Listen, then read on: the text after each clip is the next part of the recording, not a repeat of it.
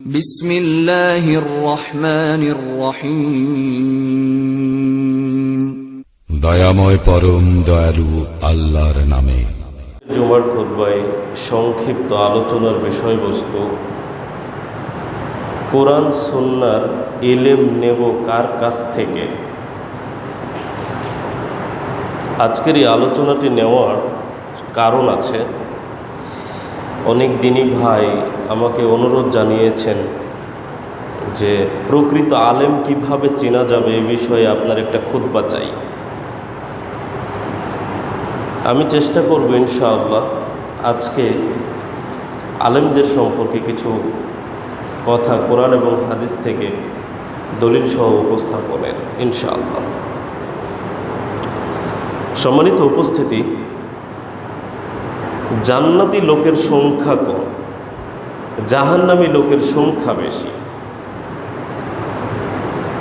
তো জান্নাতি এই কম সংখ্যক লোকের মাঝে যদি থাকতে চাই, তাহলে কোনো প্রচেষ্টা ছাড়াই কি সেটা সম্ভব?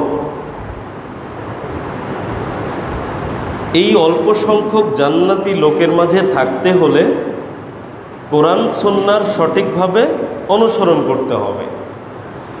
আর কোরআন সুন্নাহর সঠিকভাবে অনুসরণের জন্য আলেম চিনতে হবে। প্রকৃত আলেম যদি আমরা চিনতে না পারি, তাহলে আমরা সঠিকভাবে কোরআন সুন্নাহ পাবো না, অনুসরণও করতে পারবো না। যে জাতি প্রকৃত আলেম চিনে না, সে জাতি কখনো প্রকৃত ইসলাম পেতে পারে না। যে জাতি কখনো প্রকৃত আলেমকে যদি চিনতে ভুল করে, তাহলে সে জাতি ইসলাম থেকে দূরে সরে যাবে। তাহলে আলেম চিনতে হবে। যখন আমরা প্রকৃত আলেম চিনতে পারবো, তখন আমরা তাদের কাছ থেকে ইসলামের সঠিক ইলম অর্জন করতে পারব। আর যখন আমরা সঠিক ইলমটা পেয়ে যাব, তখন ওই ইলমের অনুসরণ করলে কোরআন এবং সুন্নাহর সঠিক অনুসরণ হবে। আল্লাহ সুবহানাহু ওয়া তাআলা সূরা নাহলের 43 নম্বর আয়াতে বলছেন, ফাসআলু আহলা যিকরি ইন কুনতুম লা তা'লামুন। তোমরা যদি না জানো, তাহলে জ্ঞানীদের কাছে জিজ্ঞাসা করো। যারা জানে তাদের কাছে প্রশ্ন করো, তাদের কাছে জিজ্ঞাসা করো, জেনে নাও।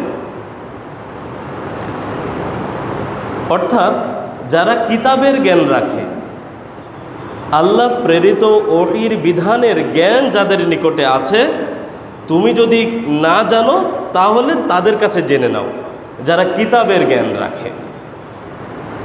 সম্মানিত উপস্থিতি, বলা হয়নি যে তুমি যাকে তাকে প্রশ্ন করো, যার তার কাছ থেকে ফতোয়া নাও, এ কথা বলা হয়নি। বলা হয়েছে কিতাব সম্পর্কে যে জানে। এখানে ইবনু আব্বাস রাদিয়াল্লাহু আনহু বলছেন, আহলুদ যিকির দ্বারা বোঝানো হয়েছে আহলে কিতাবকে, অর্থাৎ যারা কিতাবের অনুসারী, যারা কিতাব সম্পর্কে জানে, যারা আল্লাহর দেওয়া বিধান সম্পর্কে অবগত, জ্ঞান রাখে, তাদের কাছে জিজ্ঞাসা করে জেনে নাও। তাহলে যার তার কাছে জিজ্ঞাসা করা, যার তার কাছ থেকে ইলম নেওয়া, যার তার কাছ থেকে মাসলা মাসাইল ফতোয়া নেওয়ার কথা বলা হয়নি।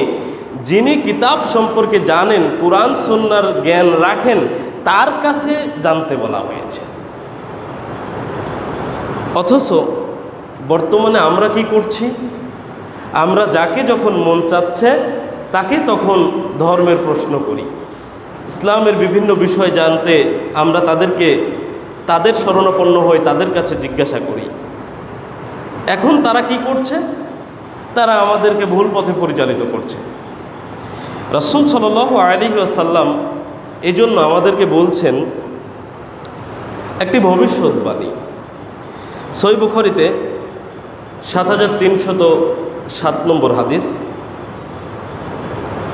রাসূল সাল্লাল্লাহু আলাইহি ওয়াসাল্লাম বলছেন, আল্লাহ তোমাদেরকে যে জ্ঞান দিয়েছেন, ইলম দিয়েছেন, এটা তিনি হঠাৎ করে ছিনিয়ে নেবেন না।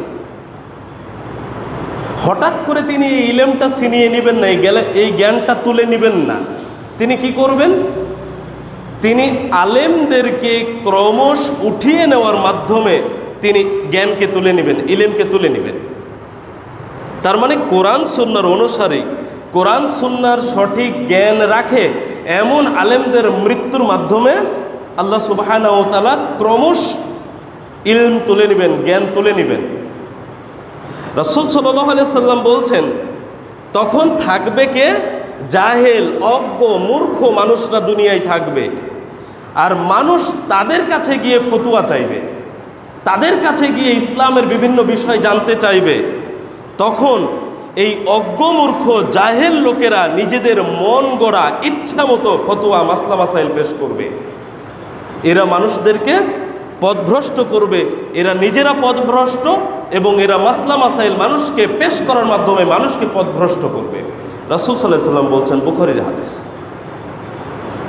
তাহলে আপনি আমি যদি কাউকে না জেনে না বুঝে যাকে তাকে প্রশ্ন করি, যার তার কাছ থেকে মাসলা মাসাইল নেই, ফতুয়া নেই, তাহলে আমাদের পথভ্রষ্ট হওয়ার সম্ভাবনা অনেক বেশি। ও পথভ্রষ্ট, তাই মন গড়া ইচ্ছা মতো ফতুয়া, মাসলা মাসাইল দিয়ে আমাদেরকে কি করবে? আমাদেরকে পথভ্রষ্ট করবে, যেটা আপনাকে আমাকে জাহান্নামে নিয়ে যাবে। সম্মানিত উপস্থিতি, চা, পানি, নাস্তা, খাতা কলম এগিয়ে দিতে কি 8 পাস, এসএসসি পাস হতে হবে? না যে কেউ পারবে? যে কেউ পারবে না 8 pass, SSC pass, masters pass, MA pass বা বিএ পাস হতে হবে? কিছু হতে হবে না? যে কেউ পারবে? যে কেউ পারবে, তাই না? অথচ একজন পিয়ন হতে হলে চা নাস্তা এগিয়ে দেবে, ঘন্টা বাজাবে, খাতা কলম এগিয়ে দিবে, এই কাজে চাকরি পেতে হলেও তাকে 8 পাস অথবা এসএসসি পাস হতে হয়। কিন্তু বাংলাদেশে ইসলাম নিয়ে কথা বলবে, এর জন্য কোনো নীতিমালা নেই। চা নাস্তা এগিয়ে দেওয়ার জন্য নীতিমালা আছে, ওকে ওই চাকরি পেতে হলে 8 পাস হতে হবে, নইলে এসএসসি পাস হতে হবে। কিন্তু ইসলামের কথা বলবে, এর জন্য কোনো পাস লাগবে না, সবাই কথা বলবে এখানে। এই জন্য রিক্সা চালকও মাসলা দেয়, কুলিও মাসলা দেয়, ভ্যান চালকও ফতোয়া দেয়। আর এই যে চা স্টলগুলোতে দুনিয়ার সবচেয়ে বড় বড় রাজনীতিবিদ, সবচেয়ে বড় বড় বুদ্ধিজীবী আর সবচেয়ে বড় বড় মুফতি সব চা স্টলে বাস করে। সকাল সন্ধ্যায় ওরা বসে দুনিয়ার যত কিছু ঘটছে সব জ্ঞান তাদের কাছে পাবেন, সবাই মুফতি।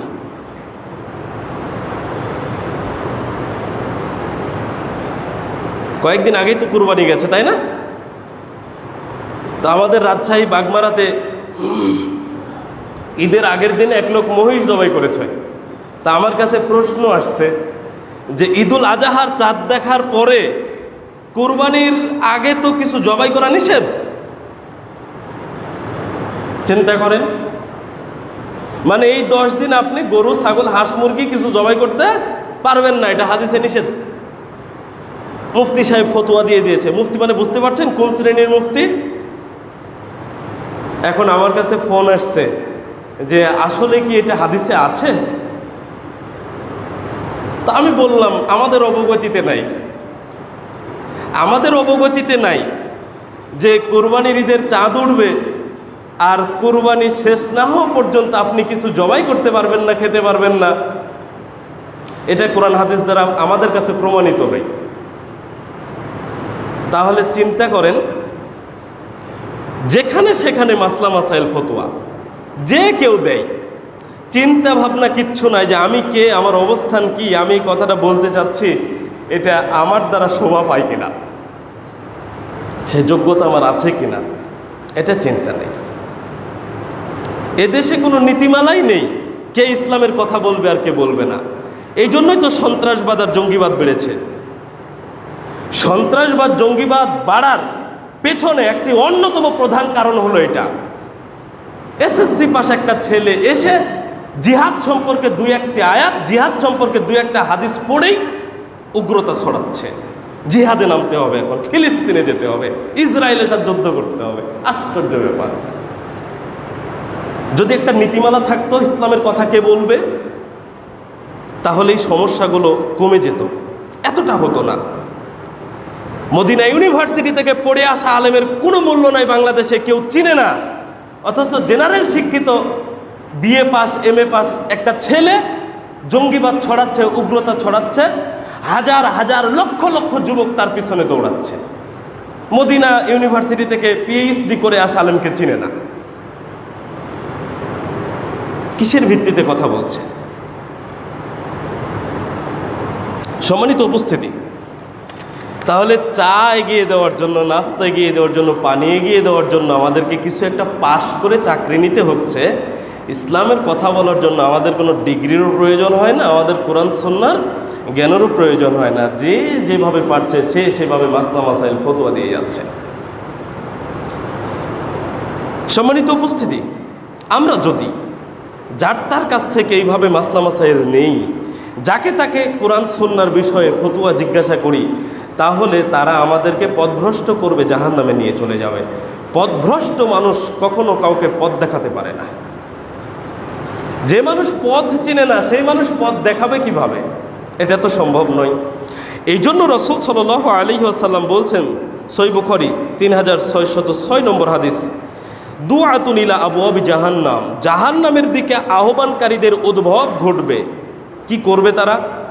তারা মানুষকে জাহান্নামের দিকে ডাকবে, আহ্বান করবে। মানে আজাবাহুম ইলাইহা, যে তাদের ডাকে সাড়া দিবে, কদাফুহু ফিহা, তাকেই তারা জাহান্নামে নিক্ষেপ করবে। এক শ্রেণীর মানুষ থাকবে জাহান্নামের গেটে থেকে জাহান্নামের দিকেই ডাকবে, তাদের ডাকে যারা সাড়া দিবে তারা তাদেরকে জাহান্নামে নিক্ষেপ করবে। এইবার আপনি চিন্তা করেন, আপনি কার বক্তব্য শুনছেন, কার কাছ থেকে কোরআন সুন্নাহর জ্ঞান নিচ্ছেন, কার কথা আপনি অনুসরণ করছেন, আপনার অবস্থানটা কোন দিকে যাচ্ছে, কোন পথে যাচ্ছে, চিন্তা করা কি জরুরি নয়? আলেম কি চিনতে হবে না? আলেম যদি না চিনি, তাহলে ওই যে পথভ্রষ্ট আলেমরা জাহান্নামের গেট থেকে আমাদেরকে ডাকছে, আমাদেরকেও তারা জাহান্নামে প্রবেশ করাবে। ওই জন্য আলেম চেনা জরুরি। কার কাছ থেকে ইলম নেব এটা জানতে হবে, এটা চিনতে হবে। আজকে যদি আমাদের কাছে আলেম চিনার নীতিমালা থাকতো, আলেম কে কথা বলবেন, কে কোরআন সুন্নাহ থেকে মাসলা মাসাইল ফতোয়া পেশ করবেন, এইরূপ যদি নীতিমালা আজ বাংলাদেশে থাকতো, তাহলে এত ফিতনা ছড়াতো না। এক মেম্বারে একটা কথা হয়, একই গ্রামের আরেকটা মেম্বারে তার বিপরীত মাসলা মাসাইল চলে। কেন চলে? এই জন্য কথা বলার কোনো নীতিমালা নেই। সম্মানিত উপস্থিতি, আমি আজকে চেষ্টা করব এমন কিছু বৈশিষ্ট্য উপস্থাপনের, যে সকল বৈশিষ্ট্য কারো মাঝে থাকলে আমরা তাদের কাছ থেকে কোরআন সুন্নাহর জ্ঞান নেব, তাদের কাছ থেকে আমরা কোরআন সুন্নাহর ইলম নেব। এক, আলেমকে আল্লাহ ভীরু হতে হবে। আপনি ইসলামের যে কোনো বিষয় নিয়ে আলোচনা করে যদি কোনো সফল মানুষের গুণাবলী আলোচনা করতে চান, ভালো মানুষের গুণাবলী আলোচনা করতে চান, তাহলে প্রথম পয়েন্ট এটাই, এর বাহিরে বিকল্প কোনো পয়েন্ট নেই। প্রথম পয়েন্ট, আল্লাহ ভীরু হতে হবে, আল্লাহর ভয় থাকতে হবে ভেতরে। সূরা ফাতিরের 28 নম্বর আয়াত আল্লাহ তাআলা বলেছেন, ইন্নামা ইয়াখশাল্লাহা মিন ইবাদিহিল উলামা, আল্লাহর বান্দাদের মধ্যে কেবলমাত্র তাকে ভয় করে আলেমগণ। যারা আল্লাহর ক্ষমতা সম্পর্কে জানে, তার রাজত্ব, তার কর্তৃত্ব, তার সার্বভৌমত্ব, তার শক্তিমত্তা ইত্যাদি আল্লাহর গুণাবলী সম্পর্কে যারা জানে, তারাই তো আল্লাহকে বেশি ভয় করবে। যে আল্লাহ সম্পর্কে জানে না, তার গুণাবলী, তার শক্তিমত্তা, তার সার্বভৌমত্ব, কর্তৃত্ব, তার ক্ষমতা, এসব বিষয় যে জানে না, তার ভিতরে তো আল্লাহর ভয় আসার কথা নয়। যে জানবে আল্লাহ সম্পর্কে যত বেশি, সে আল্লাহকে তত বেশি ভয় করবে। আর এটা হবে আলেমদের প্রধান অন্যতম বৈশিষ্ট্য। যে আলেম আল্লাহ সম্পর্কে জানবে, সে আল্লাহকে ভয় করবে। এটা হলো আলেমের প্রথম বৈশিষ্ট্য। এটা যদি না হয়, বলেন তো আল্লাহ সম্পর্কে সবচেয়ে ভালো কারা জানেন? নবী রাসূল আলাইহিমুসসালামগণ। কেন? আল্লাহ সুবহানাহু ওয়া তাআলা ওহী নাজিলের মাধ্যমে আল্লাহ সুবহানাহু ওয়া তাআলার শক্তি, ক্ষমতা, সার্বভৌমত্ব, কর্তৃত্ব সব কিছু সম্পর্কে তাদেরকে জ্ঞান দিয়েছেন। এই জন্য নবী রাসূল আলাইহিমুসসালামগণ আল্লাহকে যতটা ভয় করে আর কেউ করে না, আর কেউ করে না। মুহাম্মদ সাল্লাল্লাহু আলাইহি সাল্লাম দিনে কয়বার আল্লাহর কাছে ক্ষমা চেয়েছেন? কয়বার? 100 বার। আর কেউ? কেন তিনি এতবার ক্ষমা চাচ্ছেন অথচ তার পাপ মাপ, তার পাপই তো মাপ, অথচ তিনি ক্ষমা চাচ্ছেন দৈনিক 100 বার। আপনি চিন্তা করেন তো এবার, তার মধ্যে এত ভয় কেন? কারণ তিনি আল্লাহ সম্পর্কে সব থেকে বেশি জানেন।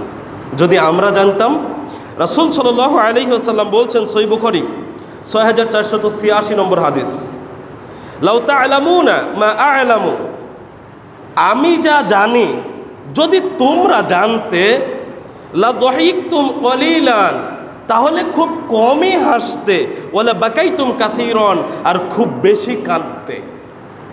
তার মানে আমরা কান্নাকাটি কেন করি না? আল্লাহ সম্পর্কে আমাদের জ্ঞানটা কম। আর মুহাম্মদ সাল্লাল্লাহু আলাইহি ওয়াসাল্লাম কেন কান্নাকাটি বেশি করেন? কারণ তিনি আল্লাহ সম্পর্কে সব থেকে বেশি জ্ঞান রাখেন। তাই তো তিনি বলছেন, আমি যা জানি যদি তোমরা তা জানতে, তাহলে তোমরা খুব কমই হাসতে আর বেশি কাঁদতে। তাহলে একজন আলেম যখন ইলম অর্জন করবেন কোরআন সুন্নাহ, যখন আল্লাহ সম্পর্কে জানবেন, আখিরাত সম্পর্কে জানবেন, জান্নাত জাহান্নাম সম্পর্কে জানবেন, তখন তার ভেতরে যে ভয়টা থাকবে সেই ভয় সাধারণ লোকের মধ্যে থাকবে না। তাহলে একজন আলেম আল্লাহকে বেশি ভয় করবেন, আর আল্লাহ ভীরু আলেমের কাছ থেকেই জ্ঞান নিতে হবে। যার ভিতরে আল্লাহর ভয় আছে সে উল্টাপাল্টা কথা বলবে না, যার ভিতরে আল্লাহর ভয় আছে সে উল্টাপাল্টা কথা বলবে না। আর যার মধ্যে আল্লাহর ভয় নেই, সে যখন যা মন চাচ্ছে তখন সে কথা বলে বেড়াবে মানুষের সামনে। এই জন্য আব্দুল্লাহ ইবনে মাসউদ রাদিয়াল্লাহু আনহু বলছেন, বিপুল সংখ্যক হাদিস জানা আলেমের পরিচয় নয়, জ্ঞানীর পরিচয় নয়। জ্ঞানের পরিচয় হলো আল্লাহকে ভয় করা, আল্লাহ ভীরুতা হলো জ্ঞানের পরিচয়। যে যত বেশি আল্লাহকে ভয় করে সে তত বড় জ্ঞানী। কে বলছেন? আব্দুল্লাহ ইবনে মাসউদ রাদিয়াল্লাহু আনহু বলছেন। ইবনে আব্বাস রাদিয়াল্লাহু আনহু বলেন, তারাই হচ্ছে আলেম যারা নিশ্চিত বিশ্বাস করে যে আল্লাহ সব কিছুর উপরে শক্তিমান। তার মানে এই বিশ্বাসের ভিত্তিতে তার ভিতরে ভয় আছে, আল্লাহ সব কিছুর উপরে শক্তিমান। এই কথাটা বিশ্বাসের মাধ্যমে তার ভিতরে ভয় প্রথিত হচ্ছে। এটা হলো আলেমের বৈশিষ্ট্য। সম্মানিত উপস্থিতি, তাফসীর কারকগণ বলছেন, যার ভিতরে আল্লাহর ভয় নেই সে কখনো আলেম নয়, যার ভিতরে আল্লাহ ভীরুতা নেই সে আলেম নয়। তাহলে আমাকে চিনতে হবে, আপনাকে চিনতে হবে আল্লাহ ভীরু আলেম। আল্লাহ ভীরু আলেম আপনি কিভাবে চিনবেন? আপনি কোন আলেমের সংস্পর্শে গিয়ে কথা বললেই বুঝতে পারবেন এর অবস্থানটা কি। পরীক্ষা করার উদাহরণস্বরূপ আমি দু একটি কথা বলছি। আপনি অন্য একজন আলেমের প্রশংসা করবেন তার কাছে, অন্য একজন আলেমের প্রশংসা করবেন তার কাছে, দেখেন লোকটা গীবাত করে কিনা। অন্য একজন তার বিপরীতমুখী আলেমের সম্পর্কে কথা বলেন, দেখেন সে রেগে যায় কিনা, উল্টাপাল্টা বকে কিনা। আপনি দেখেন তার কথার মধ্যে অহংকার প্রকাশ পায় কিনা। যদি দেখতে পান তাহলে বুঝবেন এর মধ্যে বিপদ আছে। আরও অনেক বিষয় আছে, কাছে গেলেই বুঝতে পারবেন। আলেমকে পরীক্ষা করবেন, কথাবার্তা আচরণ দিয়ে পরীক্ষা করবেন। সম্মানিত উপস্থিতি, আজকে জুমার দিন সারা বাংলাদেশ নয়, আমাদের রাষ্ট্রের সাথে যে রাষ্ট্রগুলোর সময়ের মিল আছে সেই রাষ্ট্রগুলোতে এখন খুতবা চলছে মেম্বারে। হাজারো মসজিদের মেম্বার, হাজারো ইমাম দখল করে বসে আছে। কমিটির ভয়ে সত্য উপস্থাপন করতে পারে না, সঠিকটা বলতে পারে না, কিন্তু মেম্বার দখল করে আছে। ভয়টা কার? ভয়টা হলো কমিটির। আমার ইমামতি চলে যাবে। কমিটির সভাপতি সুদের সাথে জড়িত, 10 বছর যাবত ওই মেম্বারে খুতবা দেয়, সুদের বিরুদ্ধে কোনোদিন খুতবা দেয়নি। কেন দেয় না? দেয় না এই জন্য তার চাকরি চলে যাবে। সভাপতি সুদের সাথে জড়িত। ডক্টর জাকির নায়েকের কোট প্যান্ট টাই নিয়ে সমালোচনা চলে মেম্বারের উপরে, অথচ তার মসজিদের যারা দায়িত্বশীল কমিটিতে আছে তারা কোট প্যান্ট টাই পড়লে তার বিরুদ্ধে কোনোদিন ইমাম কথা বলে না, চাকরি চলে যাবে। কিন্তু ডক্টর জাকির নায়েকের কোট প্যান্ট টাইয়ের বিরুদ্ধে কথা চলে। সত্য যদি বলতে না পারেন মেম্বারে দাঁড়িয়ে, মেম্বার ছেড়ে দেন। এমন একজন দাঁড়াক যে সত্য বলতে পারে, কমিটিকে ভয় করবে না, চাকরিকে ভয় করবে না। মেম্বার ছেড়ে দেন। আপনি কমিটির ভয়ে সত্য উপস্থাপন করবেন না, আপনি মেম্বারে দাঁড়ালেন কি করে? আপনার তো এই যোগ্যতাই নেই এখানে দাঁড়ানো। আপনি দাঁড়ালেন মানে ভয় করা উচিত ছিল কাকে? আমি দলিল দিচ্ছি, সূরা আল আহজাব ৭০ নম্বর আয়াত। আল্লাহ তাআলা বলছেন, ইয়া আইয়ুহাল্লাযীনা আমানুত্তাকুল্লাহ, হে ঈমানদারগণ আল্লাহকে ভয় করো, ও কুলু কওলান সাদীদা, এবং সঠিক কথা বলো। তাহলে সঠিক কথা বলাটাই হলো আল্লাহর ভয়ের অন্তর্ভুক্ত। মেম্বারে দাঁড়িয়ে স্টেজে উঠে গলা ফাটিয়ে আপনি কথা বলবেন, অথচ সঠিকটা বলবেন না, যা ইচ্ছা তাই বলবেন, এটা তো হবে না। ছেড়ে দেন আপনার জায়গা, ছেড়ে দেন। যদি সঠিকটা বলতে না পারেন আল্লাহর ভয়ে, তাহলে মেম্বার ছেড়ে দেন। মেম্বারে এমন কেউ দাঁড়াক যে সঠিকটা বলতে পারবে। মেম্বার দখল করে, জায়গা দখল করে রাখার চেষ্টা করবেন না। কমিটির ভয় মানে কিসের কমিটির ভয়? ইমামতি এক জায়গায় চলে যাবে, আল্লাহ এক জায়গায় দিবেন ইনশাআল্লাহ। সত্যটা বলতে শিখতে হবে। আজকে যদি এই হাজার হাজার মসজিদের মেম্বারে দাঁড়ানো এই ইমামরা কমিটিকে ভয় না পেয়ে সত্য উপস্থাপন করতেন, এই সমাজে এত ফিতনা ফাসাদ থাকতো না, মানুষ কিছুটা হলেও ভালো হতো। কিন্তু আমাদের পরিবেশ পরিস্থিতি উল্টা। বিপরীত আরেকটি কথা বলে যায়, সমাজে সত্য কথা বলা ইমামকে খুব সহজেই পরিবর্তন করা যায়, কিন্তু সুদখোর, ঘুষখোর, মাদকাসক্ত মসজিদ কমিটিকে পরিবর্তন করা যায় না। এখানে সত্য কথা বললে আজকেই খুতবা শেষ ইমামকে তাড়িয়ে দিবে, যান আপনার এখানে কোনো ইমামতি নাই। কিন্তু হাজার হাজার বছর ধরে মানুষ মাদকাসক্ত, সুদ খেয়ে, ঘুষ খেয়ে, চুরি ডাকাতি করে, পরকিয়া করে, ওরাই মসজিদ কমিটির সভাপতি, ওরাই সেক্রেটারি, ওরাই ক্যাশিয়ার, ওরাই সব কিছু। কিন্তু এদেরকে পরিবর্তন করার কেউ নেই। ইমাম পরিবর্তন করা যায়, তাদের পরিবর্তনের কেউ নেই। তাহলে একজন আলেম হবেন আল্লাহ ভীরু, কমিটির কোনো ভয় নেই। সভাপতি কিসের? উনি চেয়ারে বসে আছেন, ওনার বক্তার চেয়ারে বসে সত্য কথা উপস্থাপন করবেন, এটা হবে আলেমের নীতি। প্রধান অতিথি চেয়ারে বসে আছেন, এটা ভয়ের কোনো কারণ নয়। কোরআন হাদিসের দলিল সহ কথা উপস্থাপন করবেন, এটা হবে আলেমের নীতি, এটা হলো আল্লাহর ভয়। কিন্তু আপনি কমিটিকে যখন ভয় করে সত্য গোপন করছেন, আপনি চিন্তা করেছেন আলেমের অবস্থা কোথায়? সম্মানিত উপস্থিতি, আমরা সে সকল আলেমের কাছ থেকে জ্ঞান নিব, কোরআন সুন্নাহর ইলম নিব, যে সকল আলেমের মধ্যে আমরা আল্লাহর ভয় দেখতে পাব। 2, সালাফে সালেহিনের বুঝ অনুসারে কোরআন হাদিসের জ্ঞান অর্জন করবেন এবং সেই অনুসারে ফতোয়া মাসলা মাসাইল দিবেন। কোরআন নাজিল হয়েছে মুহাম্মদ সাল্লাল্লাহু আলাইহি সাল্লামের উপরে, তাই না? সেই সময় উপস্থিত ছিলেন কারা? সাহাবায়ে কেরামগণ। মুহাম্মদ সাল্লাল্লাহু আলাইহি সাল্লাম কোরআনের ব্যাখ্যা কাদের কাছে করেছেন? সাহাবায়ে কেরামদের কাছে করেছেন। সাহাবায়ে কেরামদের কাছ থেকে ব্যাখ্যা কারা শুনেছেন? তাবেঈগণ। তাবেঈদের কাছ থেকে কারা শুনেছেন? তাবেঈগণ। এই হলো আপনার সালাফে সালেহিনদের ধারাবাহিকতা। একটি আয়াতের কি ব্যাখ্যা মুহাম্মদ সাল্লাল্লাহু আলাইহি সাল্লাম দিয়েছেন, সাহাবায়ে কেরাম ওই আয়াতের ব্যাখ্যা কিভাবে নিয়েছেন, কিভাবে তারা বর্ণনা করেছেন, তাবেঈ তারা কিভাবে ওই আয়াত এবং হাদিসটাকে বুঝেছেন, কিভাবে ব্যাখ্যা করেছেন, ওই বুঝ অনুসারে, ওই ব্যাখ্যা অনুসারে আপনাকে কোরআন সুন্নাহর জ্ঞান অর্জন করতে হবে এবং তাদের নীতিতে আপনাকে সেই কোরআন সুন্নাহর জ্ঞানটা মানুষের নিকটে প্রচার করতে হবে। এটা হবে আলেমের বৈশিষ্ট্য। সালাফি মানহাজের, সালাফদের মানহাজ অনুসরণ করে কোরআন সুন্নাহর জ্ঞান অর্জন করে তা প্রচার করাটা জরুরি। নিজের মতো করে কোনো কোরআন এবং হাদিস, কোনো আয়াত অথবা কোনো হাদিসের ব্যাখ্যা কেউ করবে এই সুযোগ নেই, এই সুযোগ নেই। কেউ যদি নিজের মতো কোরআনের আয়াত পড়ে, নিজের মতো কোনো হাদিস পড়ে যদি নিজের মতো করে ব্যাখ্যা করে, তাহলে সেখানে ভুল হবেই হবে।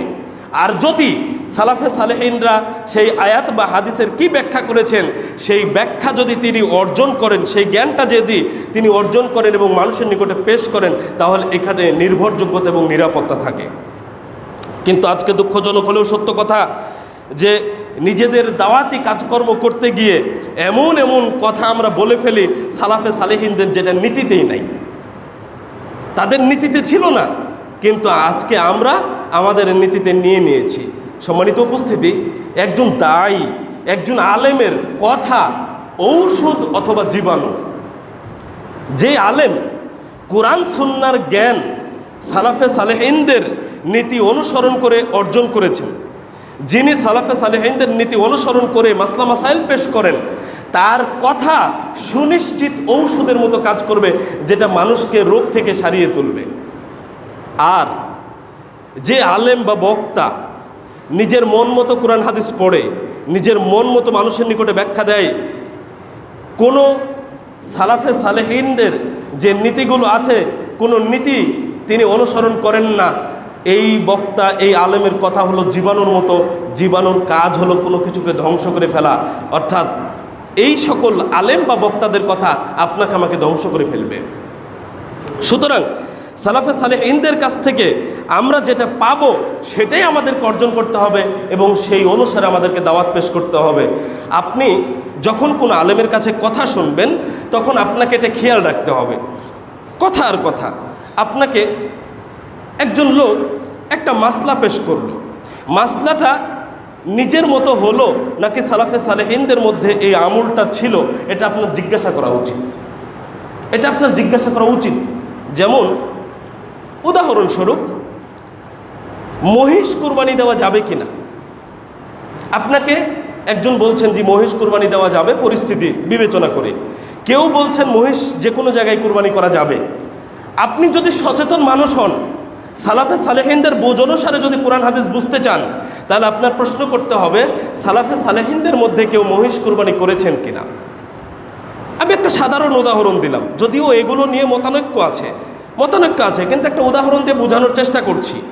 এরকম যে কোনো বিষয় আপনি জানলে, আপনার কাছে কেউ যদি মাসলা মাসাইল পেশ করে, আপনি তাকে প্রশ্ন করবেন যে সালাফে সালেহিনদের নীতিতে এই আমলটা ছিল কিনা, সাহাবাই কেরামদের যুগে ছিল কিনা, তাবেইদের যুগে ছিল কিনা, তাবেইগণ কি আমল করেছেন কিনা। এটা আপনি যখন জিজ্ঞেস করবেন, আলেমের কথা শুনলেই আপনি বুঝতে পারবেন যে ঠিক আছে কিনা। যদি আপনাকে এইরূপ কিছু দলিল দিতে পারে তা আলহামদুলিল্লাহ গ্রহণ করেন যাচাই বাছাই করে, আর যদি না হয়, নিজের মন মতো মন গড়া কথা হয়, তাহলে সেটাকে প্রত্যাখ্যান করেন। এই আলেমের, এই বক্তার কাছ থেকে ইলম নেওয়া যাবে না। সম্মানিত উপস্থিতি, তাহলে আমাদের কর্তব্য হলো যে আলেম বা বক্তা সাহাবায়ে কেরামগণ, তাবেইগণ, তাবেইগণ কোরআন হাদিসের যে ব্যাখ্যা দিয়েছেন, সেই ব্যাখ্যা অনুসারে মানুষের নিকটে দলিল প্রমাণ সহ কথা বলেন, তাদের কাছ থেকে আমাদের ইলম নেওয়াটা জরুরি। 3, দলিল সহ কথা বলা। যিনি কথা বলবেন তাকে দলিল দিয়ে কথা বলতে হবে। সূরা বাকারার 111 নম্বর আয়াত আল্লাহ তাআলা বলছেন, কুল হাতু বুরহানাকুম ইন কুনতুম সাদিকিন। আপনি বলুন, যদি সত্যবাদী হও তোমরা দলিল পেশ করো। ইহুদিরা বলে আমরাই জান্নাতি, আর খ্রিস্টানরা বলে আমরা জান্নাতি। তো নিজেরা নিজেদেরকে জান্নাতি বলে ঘোষণা দেয়। আল্লাহ তাআলা এই জন্য বলছেন, আপনি ওদেরকে বলেন যে যদি সত্যবাদী হও দলিল পেশ করো।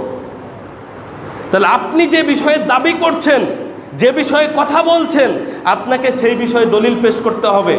এটা হলো সবথেকে জরুরি বিষয়। দলিল ছাড়া, প্রমাণ ছাড়া ইসলামের কোনো বিধান সাব্যস্ত হবে না। আল্লাহ সুবহানাহু ওয়া তাআলা দলিল সহ নবী রাসূলগণকে প্রেরণ করেছেন।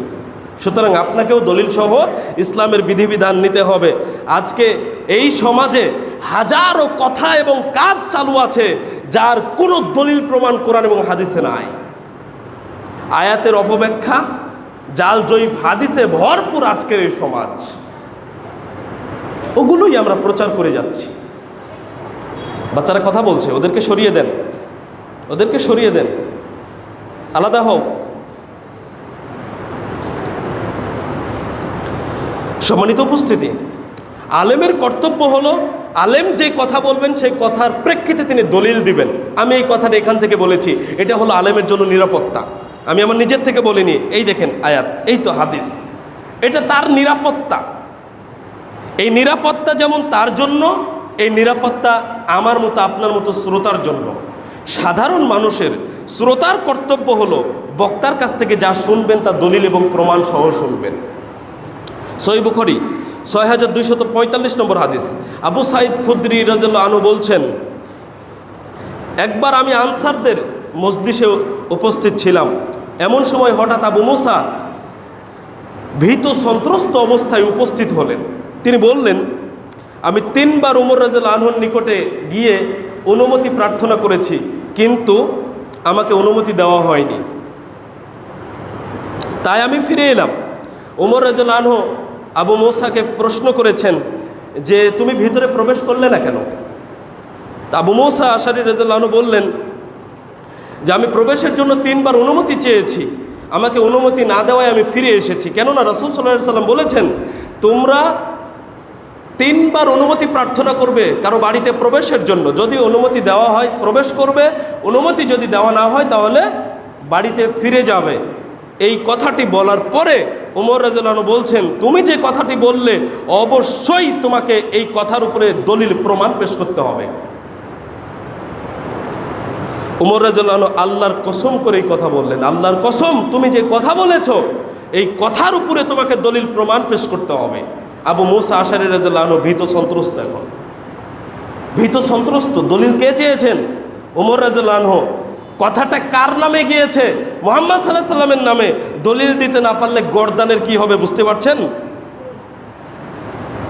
তো ভীত সন্ত্রস্ত হবে না? তা আবু মুসা আশারী রাদিয়াল্লাহু আনহু এরকম ভীত সন্ত্রস্ত ছিলেন। হাদিসের দলিল কার কাছে আছে? তখনকার দলিল কি? বিশিষ্ট সাহাবী যারা হাদিস শুনেছেন, কেউ বা লিখে রেখেছেন, তারাই দলিল তৎকালীন। তাহলে এই হাদিসটা আর কে শুনেছেন, কার এই হাদিস জানা আছে, তাকে আমার পেশ করতে হবে ওমর রাদিয়াল্লাহু আনহুর নিকটে। এখন সেখানে উপস্থিত ছিলেন উবাই বিন কাব রাদিয়াল্লাহু আনহু। তিনি বললেন, আজকে এই হাদিসের পক্ষে সাক্ষ্য দেওয়ার জন্য, দলিল প্রমাণ দেওয়ার জন্য এই মজলিসের সবচেয়ে কনিষ্ঠ ব্যক্তি যথেষ্ট। আর ওই মজলিসের সবচেয়ে অল্প বয়সী কনিষ্ঠ ব্যক্তি ছিলেন আবু সাঈদ খুদরি রাদিয়াল্লাহু আনহু। তিনি উঠে গেলেন এবং ওমর রাদিয়াল্লাহু আনহুর নিকটে এই হাদিসের সপক্ষে দলিল পেশ করলেন যে হ্যাঁ, এটা মুহাম্মদ সাল্লাল্লাহু আলাইহি সাল্লাম বলেছেন। চিন্তা করেছেন? এইবার সহিহ বুখারীতে 2062 নম্বর হাদিসে, এই হাদিসের শেষাংশে বলা হয়েছে যে ওমর রাদিয়াল্লাহু আনহু যখন এই হাদিসের পক্ষে দলিল পেয়ে গেলেন, তখন তিনি বললেন, রাসূল সাল্লাল্লাহু আলাইহি সাল্লামের নির্দেশ আমার কাছ থেকেও কি গোপন রয়ে গেল? দুটোই বুখারীর হাদিস। এইবার হাদিসের ব্যাখ্যা নিই আমরা। এক, যিনি কথা বলবেন তিনি দলিল দিয়ে কথা বলবেন। আবু মুসা রাদিয়াল্লাহু আনহু হাদিস পেশ করেছেন, তিনি দলিল পেশ করেছেন, ঠিক আছে? 2, দলিল দিতে কারো সহযোগিতা নেওয়া যেতে পারে। আপনি একটা আয়াত বলছেন, একটা হাদিস বলছেন, আপনার হয়তো এই মুহূর্তে স্মরণে নেই আয়াতটা কোরআনের কোথায় আছে, হাদিসটা কোথায় আছে। আপনার পাশে কেউ হয়তো ওই আয়াত বা হাদিস জানে, তিনি আপনার এই দলিলটা পেশ করতে সাহায্য করবেন। যেমন আবু মুসা রাদিয়াল্লাহু আনহুর বলাই হাদিসের পৃষ্ঠে দলিল পেশ করলেন কে? আবু সাঈদ খুদরি রাদিয়াল্লাহু আনহু। আবু মুসা রাদিয়াল্লাহু আনহু আবু সাঈদ খুদরি রাদিয়াল্লাহু আনহুর সাহায্য গ্রহণ করেছেন। তাহলে আমরাও দলিল গ্রহণের ক্ষেত্রে কারো সাহায্য নিতে পারি। 3, যিনি কথা শুনবেন তিনি দলিল নিয়ে শুনবেন। ওমর রাদিয়াল্লাহু আনহুর মতো মানুষ এই হাদিসটি শোনার পরে বলছেন, আল্লাহর কসম, তুমি যেটা বলেছো তার উপরে তোমাকে দলিল পেশ করতে হবে। চিন্তা করেন, কে দলিল চেয়েছেন? তা আপনার দলিল লাগবে না? তাহলে আপনি যে কথা শুনছেন সেই কথার প্রেক্ষিতে দলিল চান। হুজুর আপনি যেটা বললেন দলিল দেন, দলিল চান। 4, দলিল সহ যখন আপনি একটি কথা পেয়ে যাবেন তখন মাথা নত করবেন ওই আয়াত বা হাদিসের সামনে। আপনার অজানা ছিল, কেউ দলিল সহ আপনার নিকট উপস্থাপন করেছেন, আপনি সেটাকে মাথা পেতে মেনে নেবেন। এটা হলো বৈশিষ্ট্য। ওমর রাদিয়াল্লাহু আনহু হাদিসটি শোনার পরে বিনা বাক্য ব্যয়ে হাদিসটিকে গ্রহণ করেছেন। 5, এই হাদিসটি ওমর রাদিয়াল্লাহু আনহুর অজানা ছিল। আপনার আমার হুজুরের অজানা থাকতে পারে না? তে কেন খোঁড়া যুক্তি দেন? এত বড় হুজুর, উনি কি জানেন না? এই যুক্তি কেন? দুনিয়ার সব জ্ঞান একজন অর্জন করতে পারে না।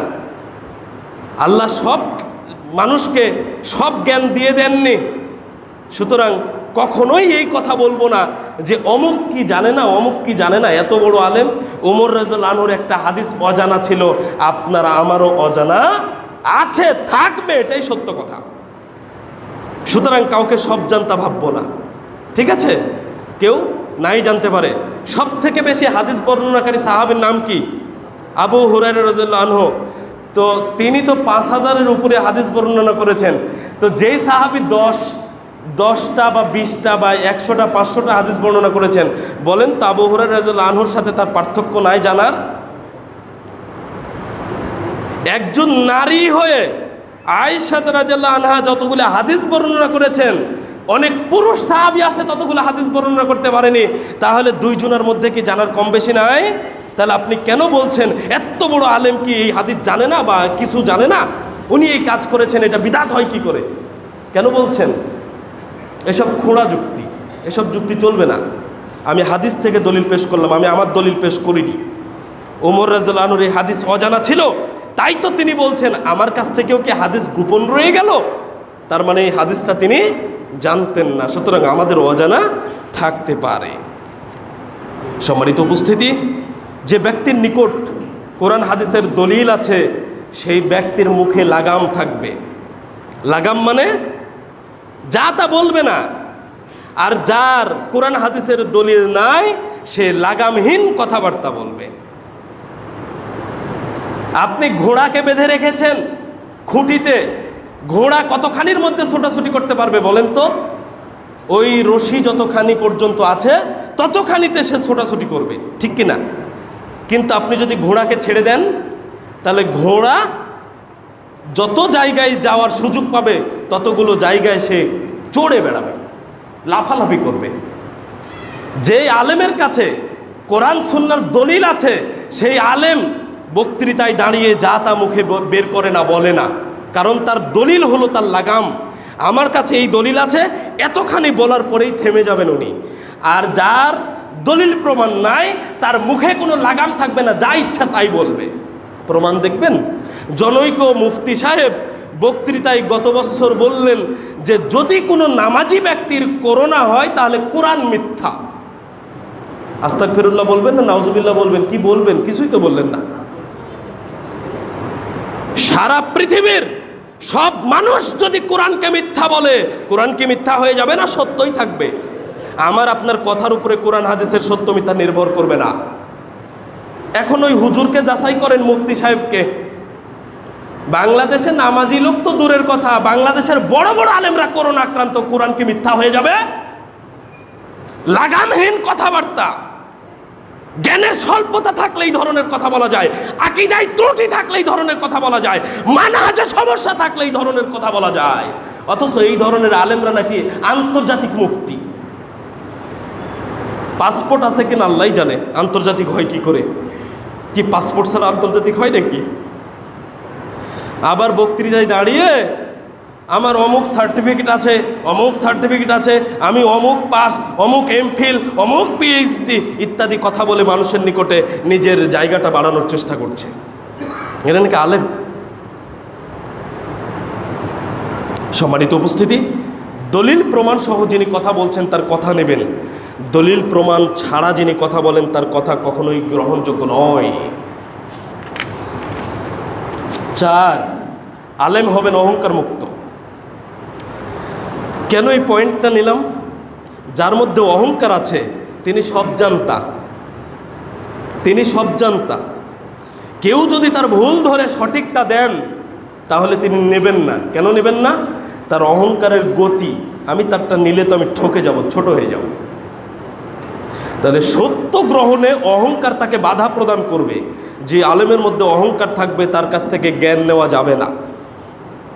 আপনি তাকে প্রশ্ন করেন, মান বাঁচানোর তাগিদে, সম্মান বাঁচানোর তাগিদে সে জানা না থাকলেও বলবে, ফতোয়া দিয়ে দিবে। এটা তার অহংকারের গতি, যে আমি যদি এখন উত্তর না দিতে পারি আমার মান সম্মান চলে যাবে, তাই একটা বলে ছেড়ে দিতে হবে। অথচ জানা না থাকলে জানি না বলা হলো সব থেকে বড় নিরাপত্তা। একটা জিনিস, একজন মানুষ সব কিছু জানতে পারে। বাংলাদেশের একজন বড় আলেমকে আপনি একটা বিদঘুটে প্রশ্ন করে আটকায়া দিলেন, আপনি মনে করছেন আমি মনে হয় বড় হয়ে গেলাম তাকে আটকায়া। জি না, সব জ্ঞান আল্লাহ একজন মানুষকে দেন না, আটকে যেতেই পারে, এটা কোনো সমস্যা না, এটা কোনো সমস্যা না। কিন্তু একজন মানুষ যদি জানা না থাকে, তার উচিত নিরাপত্তার স্বার্থে আমার এই বিষয়টা জানা নেই এই কথা বলা, অথবা আমি 2 দিন পরে জেনে আপনাকে এই মাসলাটা দেব, এই মুহূর্তে মনে পড়ছে না, আমি এই মুহূর্তে বলতে পারছি না। এটা হলো নিরাপত্তা।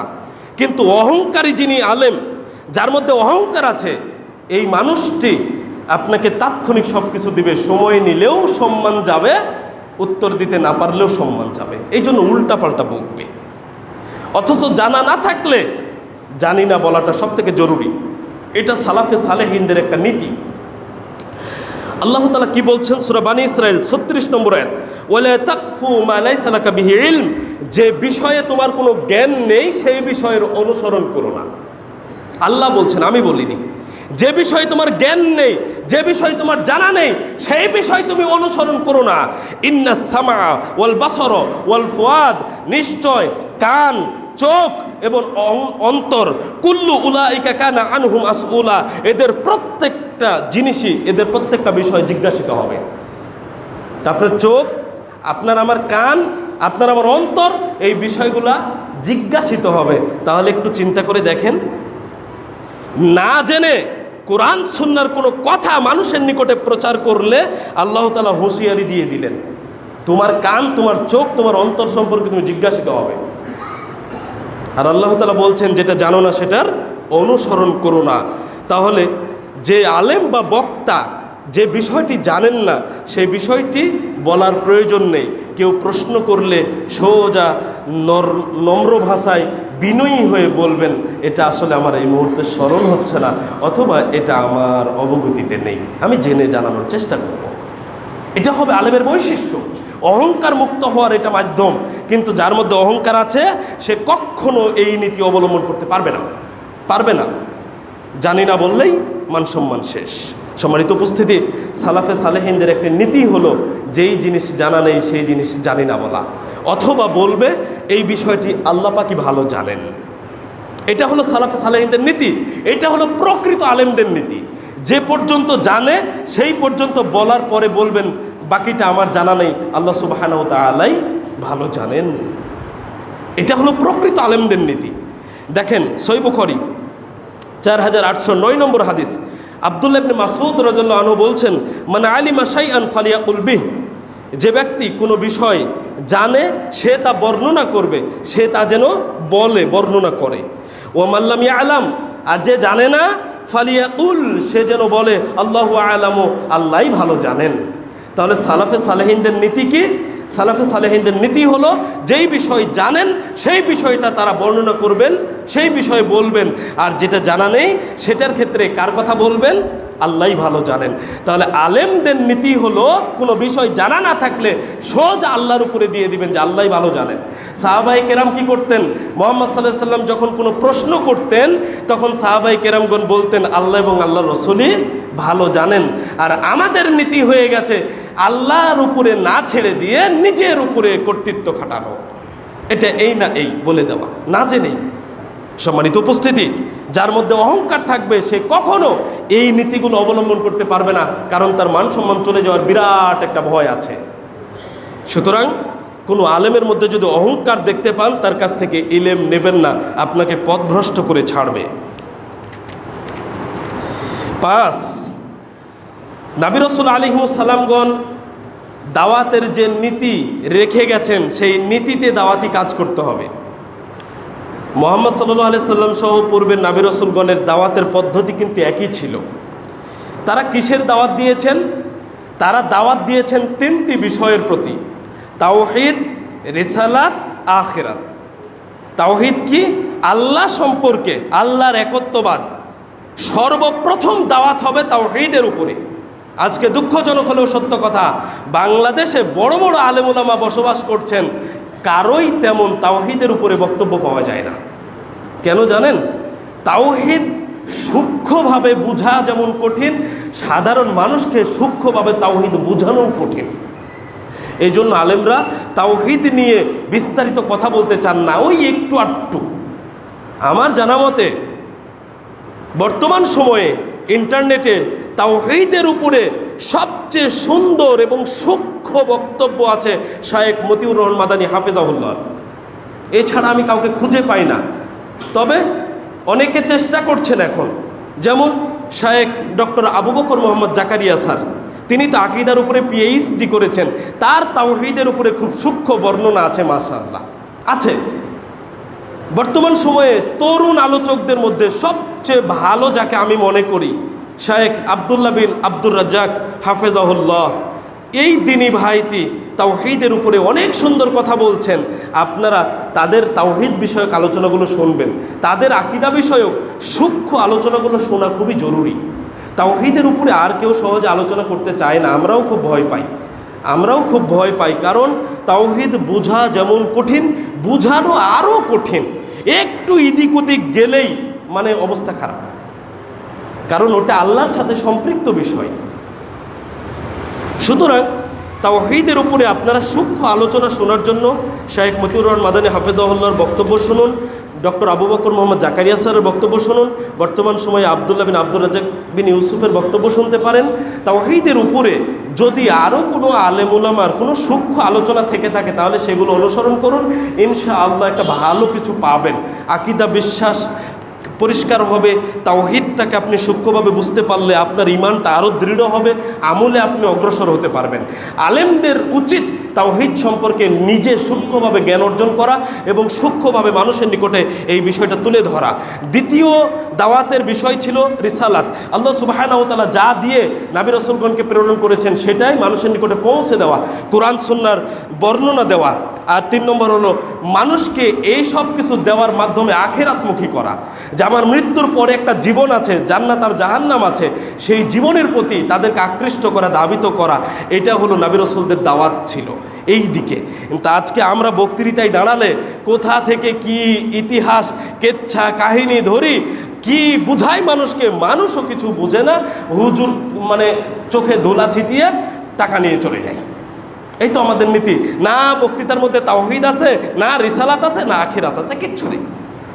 আমাদের অনেক বক্তাদের মধ্যে এটা, তাই না? আমি কিন্তু সবার ক্ষেত্রে বলিনি, এটা কিছু আছে, কিন্তু তারাই আজকে অনেক জনপ্রিয় আমাদের কাছে। সম্মানিত উপস্থিতি, আলেমের দায়িত্ব হলো কোরআন সুন্নাহর কথা মানুষের নিকটে পেশ করবে নরম ভাষায়।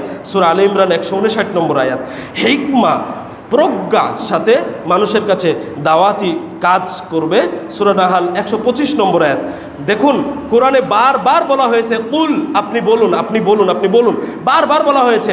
মানে মানুষের নিকটে কোরআন সুন্নাহর কথাটা পৌঁছে দেওয়া দায়িত্ব, কারো উপরে জোর জবরদস্তি করা আমার দায়িত্ব নয়, কারো দায়িত্ব নয়। আপনাদেরকে সঠিক কথাটা শুধু উপস্থাপন করে দেব, মানা না মানা এই স্বাধীনতা আল্লাহ আপনাকে দিয়েছেন, আপনি মানতেও পারেন নাও মানতে পারেন। জোর করে আপনাকে ইসলাম মানানোর দায়িত্ব আল্লাহ আমাদেরকে দেননি। সূরা গশিয়া 21 থেকে 22 নম্বর আয়াত আল্লাহ তাআলা বলছেন ফাযাক্কির ইন্নামা আনতা মুযাক্কির, আপনি উপদেশ দেন, আপনি কেবলমাত্র একজন উপদেশদাতা। লাস্তা আলাইহিম বিমুসাইতির, আপনি তাদের উপরে জোর জবরদস্তিকারী নন। তাহলে জোর জবরদস্তিকারী হিসাবে আল্লাহ নবী রাসূল আলাইহিস সালামগণকে পাঠাননি। সুতরাং আলেমরাও জোর জবরদস্তি করতে পারেন না, তাদের দায়িত্ব হলো মানুষের নিকটে শুধু কোরআন সুন্নাহর কথাগুলো পৌঁছে দেওয়া, সেই দায়িত্ব আমাদেরকে পালন করতে হবে। যে সকল আলেম ওলামা নবী রাসূল আলাইহিস সালামগণের দাওয়াতি পদ্ধতিতে দাওয়াতি কাজ করেন, তাদের কাছ থেকে কোরআন সুন্নাহর ইলম নেবেন। 6, কথার সাথে কাজের মিল থাকতে হবে, কথার সাথে কাজের মিল থাকতে হবে।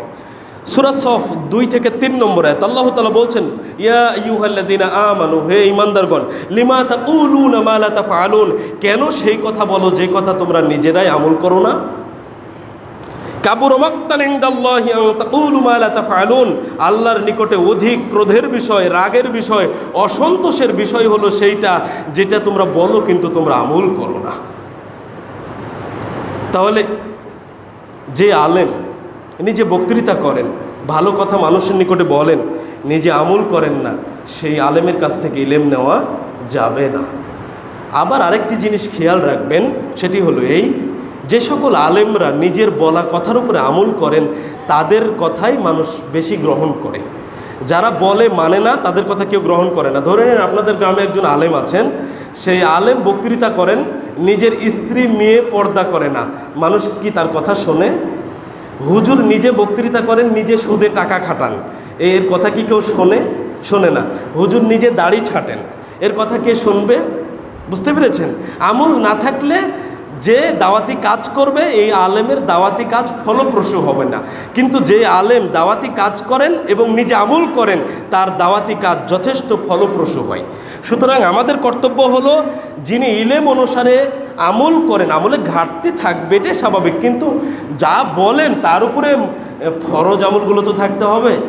কিছু ঘাটতি থাকতেই পারে। আমার উপরে কি হজ ফরজ হয়েছে, তা আমি হজ্জের আলোচনা করলে কি এখনই হজ যেতে হবে?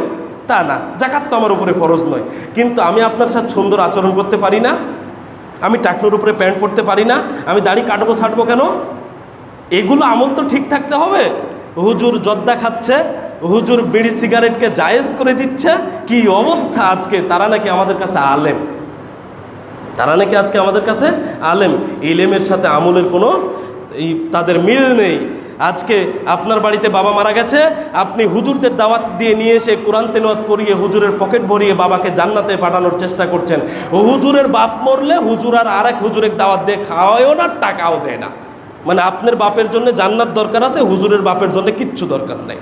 তো এবার আপনার কাছে প্রশ্ন, এটা যদি আমল করার মতো কিছু হইতো তাহলে হুজুর হুজুরের বাপের জন্যও করত। তো হুজুরের নিজের কথা আর কর্মের সাথে তো নিজের মিল নাই। কথা বুঝেননি? আরো কত নেবেন? এরকম অনেক বিষয় আছে।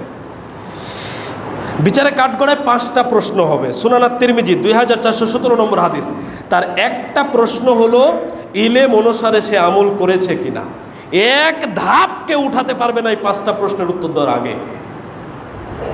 তাহলে আলেমের কর্তব্য হলো তিনি যা বলবেন তার উপরে আমল করবেন। মনে রাখবেন, যে সকল আলেম মানুষের কাছে দাওয়াতি কাজ করে নিজে আমল করে না, এরা হলো মোমবাতির মতো। মোমবাতিতে আপনি আগুন জ্বালালেন, চতুর্দিকে আলো আছে, আপনি উপকৃত হলেন, মোমবাতি কি হলো? পুড়ে পুড়ে নিজে ধ্বংস হয়ে গেল। যে সকল আলেম মানুষের নিকটে ভালো কথা বলে, মানুষ তার কথার অনুসরণ করে জান্নাতে চলে যাচ্ছে, আর নিজে আমল না করার কারণে মোমবাতি যেমন পুড়ে ধ্বংস হয়ে যাচ্ছে, আলেম নিজে ধ্বংস হয়ে যাচ্ছে। সুতরাং আমরা যে যা জানি, যারা দাওয়াতি কাজের সাথে জড়িত, আমাদের কর্তব্য হলো যা বলছি তার উপরে আমল করা। যাদের আমল আছে তাদের কাছ থেকে ইলম নেবেন। 7, অসার কথাবার্তা ক্রিয়াকলাপ বর্জন করতে হবে। আলেমদের একটি বৈশিষ্ট্য হবে, যে কোনো কথা বলবে না, যে কোনো কাজে জড়াবে না, যেই কাজের কোনো উপকারিতা নেই, যেই কথার কোনো উপকারিতা নেই, এমন কথা এবং কাজ করবে না কোনো আলেম। সূরা মুমিনুনের 3 নম্বর আয়াত আল্লাহ তাআলা বলছেন, ওয়াল্লাযীনা হুম আনিল লাগবি মুরিদুন। সফল মুমিনের একটি বৈশিষ্ট্য, তারা অসার ক্রিয়াকলাপ, আজে বাজে কাজ কথা বলে না, তারা কাজ করে না আজে বাজে, আর আজে বাজে কথা তারা বলে না। এটা সফল মুমিনের বৈশিষ্ট্য। আলেমগণ আমাদের জন্য পথ নির্দেশক। তা আলেম নিজেই যদি একটা বাজে কাজে জড়িত হয়, আলেম নিজেই যদি উল্টাপাল্টা বাজে কথা বলে, সাধারণ মুসল্লি তাদের কাছ থেকে কি শিখবে? অথচ মুমিন ব্যক্তির এখান থেকে দূরে থাকতে বলা হয়েছে, আলেমের জন্য কত জরুরি। যিনি পথ নির্দেশক তার জন্য কত জরুরি। অসার কথাবার্তা, অসার ক্রিয়াকলাপে লিপ্ত হওয়া তো দূরের কথা, সম্মুখীন হলেও নিজের সম্মান বাঁচিয়ে চলতে হবে। সূরা ফুরকানের 72 নম্বর আয়াত, ওয়াইদা মাররু বিল লাগবি মাররু কিরামান। যখন তারা কোনো অসার আজে বাজে ক্রিয়াকলাপের সম্মুখীন হয়, তখন তারা নিজেদের সম্মান মর্যাদাকে রক্ষা করে সেটাকে অতিক্রম করে। তাহলে আলেমদের করণীয় হলো অসার কথাবার্তা ক্রিয়াকলাপ থেকে দূরে থাকা।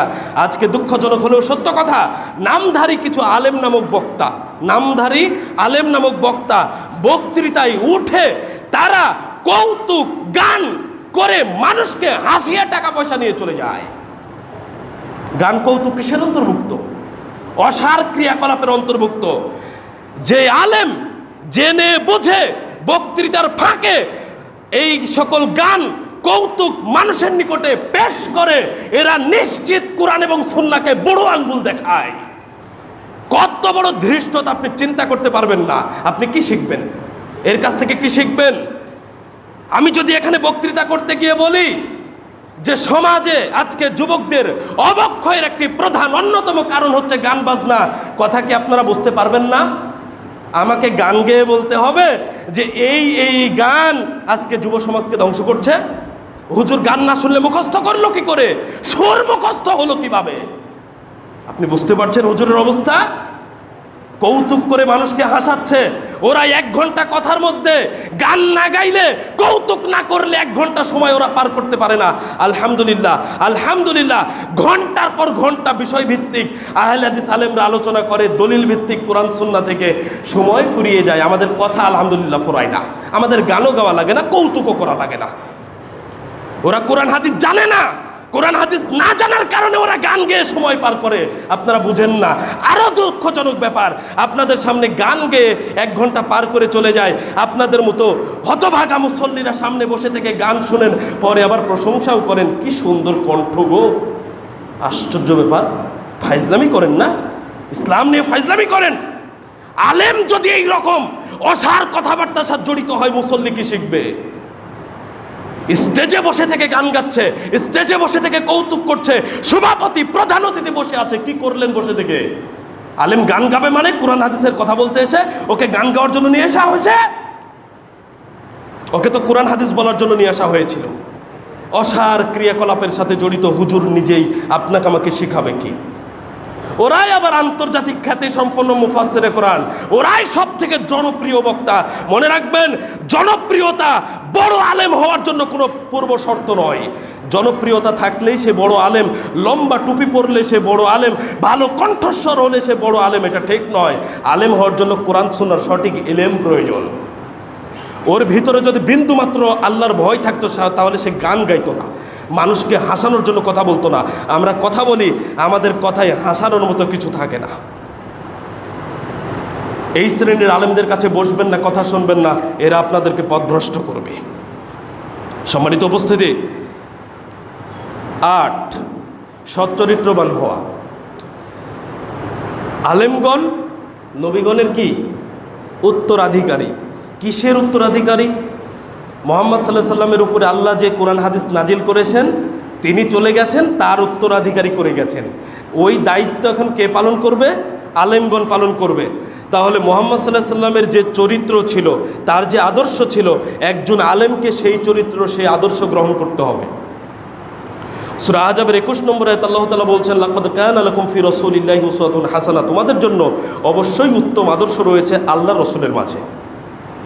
তাহলে একজন আলেম রাসূল সাল্লাল্লাহু আলাইহি সাল্লামের আদর্শকে গ্রহণ করবেন, তার আদর্শ গ্রহণ করবেন মুসল্লিরা, মুমিনরা তার আদর্শকে ধারণ করবেন। অর্থাৎ আমাদের সামনে যে আলেম ওলামা থাকবেন, তাদেরকে দেখে আমরা শিক্ষা গ্রহণ করব। আর সেই শিক্ষা হবে কার শিক্ষা? মুহাম্মদ সাল্লাল্লাহু আলাইহি সাল্লামের শিক্ষা। কারণ তার মতো সুন্দর চরিত্রের অধিকারী আর দুনিয়াতে কোনোদিন আসবে না। সূরা কলামের 4 নম্বর আয়াত আল্লাহ তাআলা বলছেন, ওয়া ইন্নাকা লাআলা খুলুকিন আযীম, নিশ্চয় আপনি হলেন সর্বোত্তম চরিত্রের অধিকারী। সর্বোত্তম চরিত্রের সার্টিফিকেট আল্লাহ তাআলা দিয়েছেন মুহাম্মদ সাল্লাল্লাহু আলাইহি সাল্লামকে। তাহলে একজন আলেম যখন দাওয়াতি কাজ করবেন, ইলম অর্জন করবেন, তখন মুহাম্মদ সাল্লাল্লাহু আলাইহি সাল্লামের নীতি অনুসরণ করবেন, তার চরিত্র, তার আদর্শকে গ্রহণ করবেন। যে সকল আলেমের মধ্যে আপনি সেই আদর্শ পাবেন, তাদের কাছ থেকে ইলম নেবেন। ফেসবুকে একটা ছবি ভাইরাল হয়েছে, বাংলাদেশের একটা সুনামধন্য বক্তা বাম হাতে পানি পান করছে। লক্ষ লক্ষ ফলোয়ার্স তার, লক্ষ লক্ষ। নিজের সুন্নাতের অনুসরণ নেই, আপনার নিকটে ঠিকই দাওয়াতি কাজ করে যাচ্ছে। রাসূল সাল্লাল্লাহু আলাইহি সাল্লামের সুন্নাহকে নিজেই ধারণ করতে পারেনি, কিন্তু দাওয়াতি কাজ ঠিকই করছে। এরা যদি পথভ্রষ্ট আলেম না হয়, পথভ্রষ্ট আর কে আমার জানা নাই। আব্দুর রাজ্জাক বিন ইউসুফ সাহেব বলেন না, এরা যদি শিক্ষিত হয় তাহলে আমার জানা নাই মূর্খকে। শুনেছেন না? সম্মানিত উপস্থিতি, মুহাম্মদ সাল্লাল্লাহু আলাইহি সাল্লামের আদর্শ যে আলেমের মধ্যে থাকবে, তার কাছ থেকে দ্বীনের ইলম নেবেন। নয় নিজের বিরুদ্ধে গেলেও ইনসাফের সাথে কথা বলবে। এক একটি পয়েন্ট এক একটি খুতবা হবে। আমি তো পারছি না, এজন্য আমি শেষ করে দিচ্ছি। নয়, নিজের বিরুদ্ধে গেলেও ন্যায়পরায়ণতার সাথে কথা বলতে হবে। খুবই কঠিন ব্যাপার।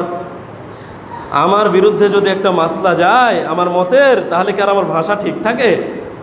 আমার দল আমার সংগঠনের বিরুদ্ধে যদি কোনো আলেম একটা মাসলা দেন যেটা আমার দল আর সংগঠনে নাই, তখন কি আর ভাষা ঠিক থাকে? ঠিক থাকে না। আমার মতের সাথে যতক্ষণ মিল আছে ততক্ষণ উনি আলেম, আমার মতের সাথে যখনই অমিল হয়ে যাবে তিনি আর আলেম নন। জনৈক ভ্যান চালক বলছে শায়েখ মুজাফফর বিন মহসিন আলেম নন। আজ থেকে 3 বছর আগেও আলেম ছিলেন, কিন্তু এখন আলেম নন। কেন জানেন? ওনাদের মতের সাথে অমিল হয়ে গেছে। বাংলাদেশে বসে থেকে বলছে শায়েখ মহিউদ্দিন রহমান মাদানী জাহেল। আপনি কি জ্ঞান মাপা যন্ত্র হয়ে গেছেন? এখানে বসে থেকে মহিউদ্দিন রহমান মাদানীর জ্ঞান মেপে আপনি বলে দিলেন জাহেল। আশ্চর্য ব্যাপার। শায়েখ মহিউদ্দিন রহমান মাদানীর যে খেদমত আছে, সেই খেদমতের ধারের কাছে কয়জন বাঙালি আলেম আছে একটু খুঁজে দেখেন তো। আপনি তো কথাটা ঠিকই বললেন। আপনি কি জানেন? কি জ্ঞানী হয়েছেন? আপনার কি জ্ঞান আছে? আপনি এত বড় আলেমকে জাহেল বললেন। তো ওই হাদিসটা খেয়াল রাখেন, কেউ যদি কাউকে কোনো কিছু বলে আর সে যদি সেটা না হয়, তাহলে কার উপরে আসে? নিজের উপরে।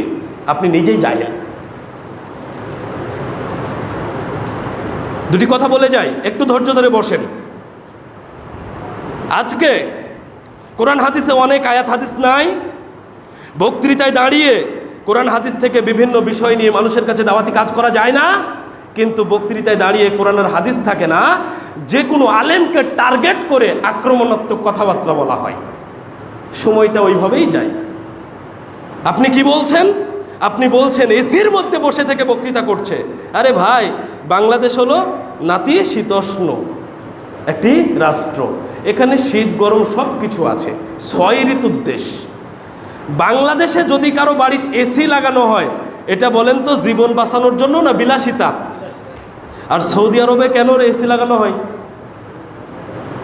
মরুভূমির দেশ। মরুভূমির দেশে কি পরিমাণ গরম যারা সৌদি আরবে থাকে তারাই জানে।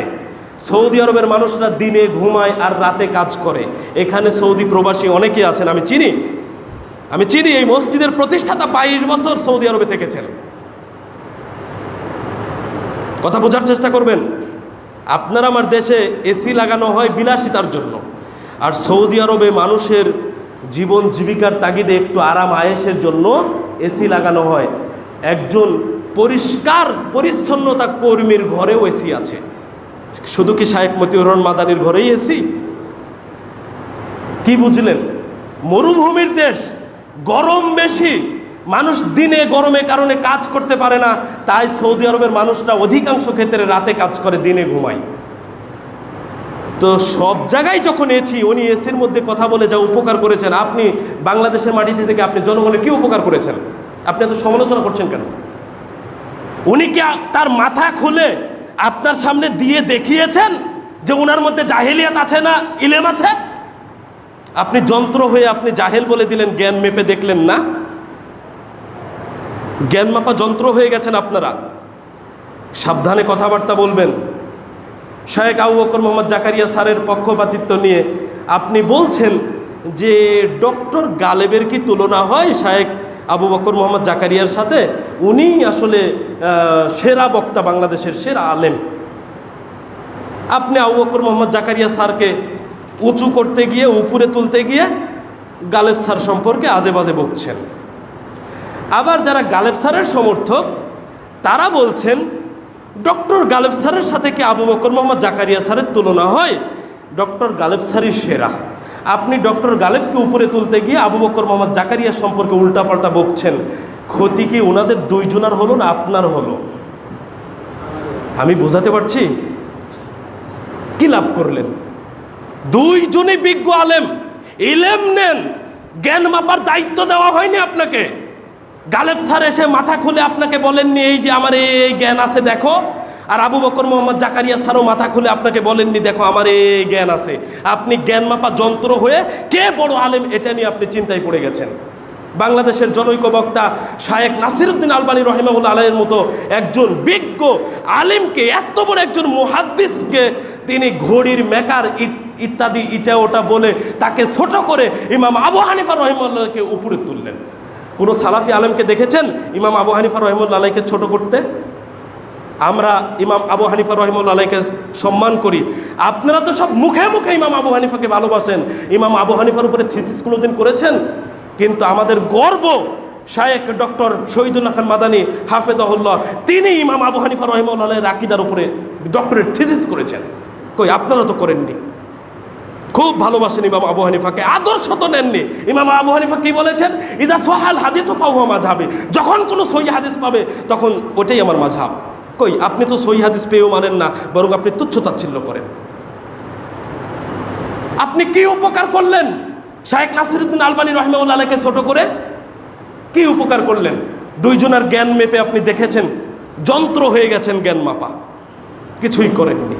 নিজের ক্ষতি করেছেন, নিজের ক্ষতি করেছেন। কাউকে ছোট করা, কাউকে তুচ্ছ তাচ্ছিল্য করা, এটা কখনো কোনো ইমানদার মুমিন মুসলিমের কাজ নয়। সম্মানিত উপস্থিতি, যদি কোনো বক্তা কোনো আলেমের মধ্যে এই ধরনের কোনো কাজ কারবার দেখতে পান, তাহলে তাদের কাছ থেকে ইলম নেবেন না। শায়েখ মতিউর রহমান মাদানীকে যে পরিমাণ গালিগালাজ করা হয়, কখনো দেখেছেন তিনি গালিগালাজ করেছেন? আবু বকর মোহাম্মদ জাকারিয়া স্যার, আব্দুর রাজ্জাক বিন ইউসুফ, ডক্টর আসাদুল্লাহ গালিব স্যারকে যে পরিমাণ মানুষ গালিগালাজ করে, কখনো দেখেছেন আমাদের কোনো আলেমকে আমরা উল্টাপাল্টা কোনো দিন তাদের বিরুদ্ধে বকেছি? প্রয়োজন মনে করি না। তোমাদের সাথে আমাদের মিল হোক বা না হোক, নিজের পাপের বোঝা ভারী করতে রাজি নই উল্টাপাল্টা বকে। তোমরা ভারী করো, তোমরাই ভারী করো।